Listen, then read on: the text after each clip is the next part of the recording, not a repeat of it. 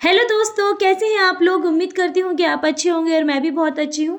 मैं आ गई हूँ एक और नई कहानी के साथ। चलिए शुरू करते हैं आज की कहानी। आज की कहानी का नाम है भूतिया बारात बस की अधूरी कहानी। एक बार एक छोटे से गांव में रमेश की शादी तय हुई। बारात के लिए एक पुरानी बस बुक की गई जो सालों से किसी ने इस्तेमाल नहीं की थी।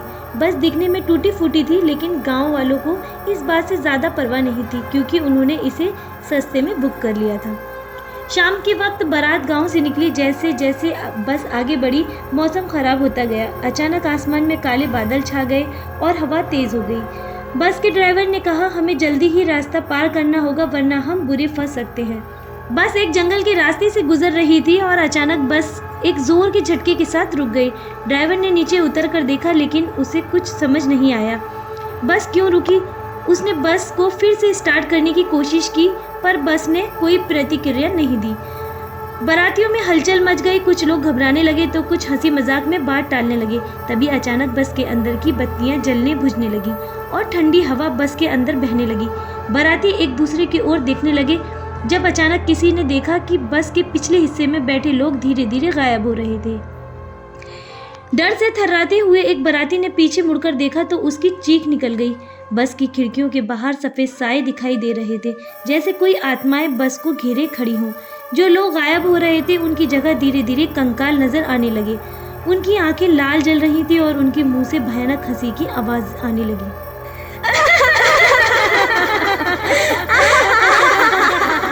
ड्राइवर ने घबराकर बस को स्टार्ट करने की कोशिश की, लेकिन बस ने जैसे दम ही तोड़ दिया हो।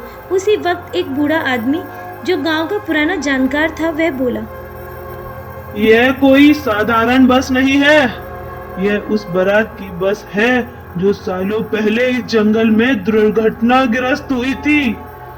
तब से ये बस और इसके बाराती भटक रहे हैं। अब हम सब मारे जाएंगे, कोई नहीं बचेगा। सबको अब यह समझ आ गया था कि वे एक भूतिया बस में फंसे हुए हैं। धीरे धीरे सभी बाराती गायब हो रहे थे और जो बच गए थे उन्होंने अपनी जान बचाने के लिए बस से कूदने की कोशिश की, लेकिन दरवाजे और खिड़कियां बंद हो चुकी थीं। आखिरकार पूरी बारात के लोग धीरे धीरे बस के अंदर गायब हो गए और वह बस रात के अंधेरे में धीरे धीरे विलीन होने लगी। सुबह जब गाँव वालों ने देखा तो जंगल के रास्ते पर ना तो कोई बस थी और ना ही कोई बाराती। बस वही पुरानी कहानियां रह गई थी जो उस बस के बारे में अब तक सुनी जाती थी।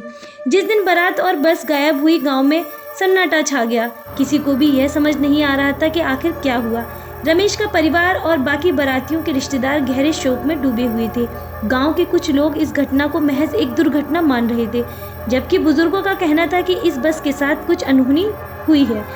कुछ दिनों बाद गाँव में अजीब घटनाएं होने लगी। रात के समय लोग बस के हॉर्न की आवाज़ सुनते ही, जो दूर से आती हुई लगती, लेकिन बाहर देखने पर कोई नजर नहीं आता।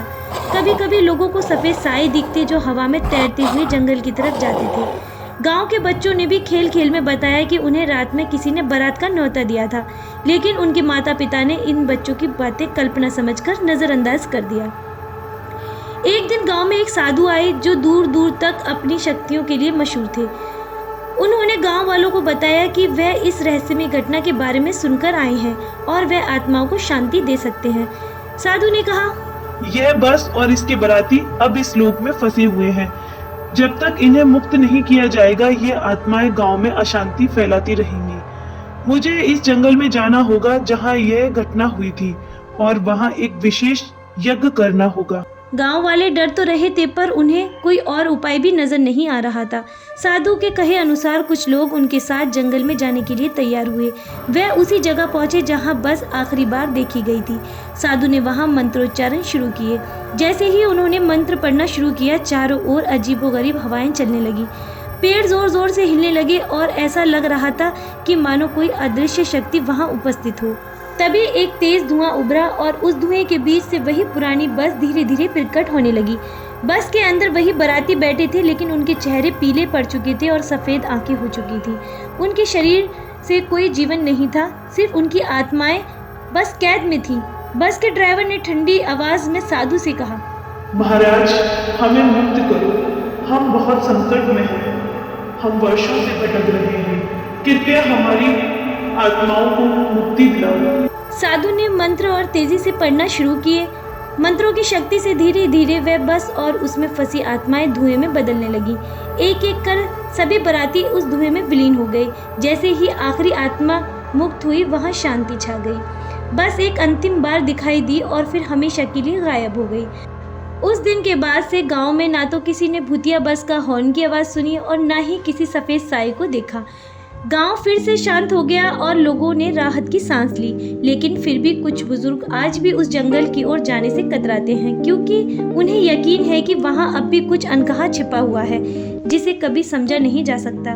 वह बस, वह बारात और उसके रहस्य, सब कुछ बस गांव की पुरानी कहानियों में समा गया।